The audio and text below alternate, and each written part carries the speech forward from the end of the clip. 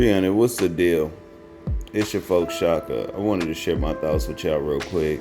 Yeah, I wanted to speak real fast about this DJ Academics situation here.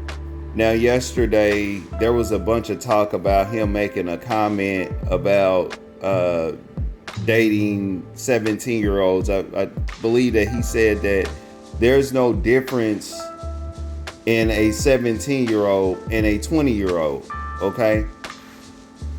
And so there were a lot of people saying things about that, and I wanted to say something about this, okay? Because listen, I understand why probably a very small group of people might be upset about this, but the outrage that you see on the internet from so-called black people is straight bullshit. You know what I'm saying? And I said this a long time ago when a lot of people were speaking heavy on that R. Kelly stuff. You know, some of the people who were making statements about that R. Kelly situation was making the right kind of statements. They were pretty much saying, why are the parents not being held responsible who are allowing this to happen? And you kind of always heard crickets when that comment came up, because that is the truth of the matter, all right?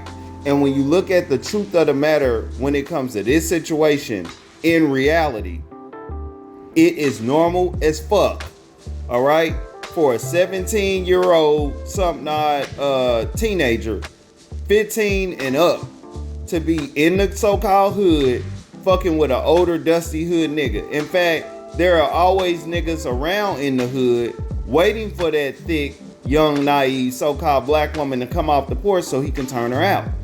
And that's the truth. But the so-called black community says nothing about it. Okay, you don't hear black people being vocal about this stuff, all right? A great reason for a lot of fatherless homes in the so-called black community is behind this bullshit right here. You know, a lot of so-called younger black women who are a lot more green and things like that, getting involved with a lot of these older dudes, all right? It happens all the time. It's not nothing new, okay?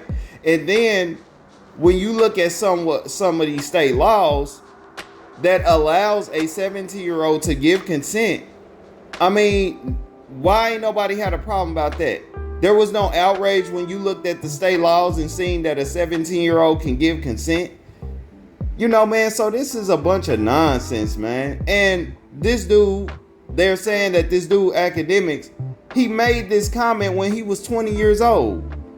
And again, it is extremely common for a 20-year-old person, adult, whatever y'all want to call it, to be involved with a 17-year-old moving into 18 years old. Come on, man. Like they say, stop the fucking cat. And, you know, when people are like this, you know what I'm saying, in my opinion, it just showed that a lot of y'all motherfuckers, man, are out there living for nothing, bro.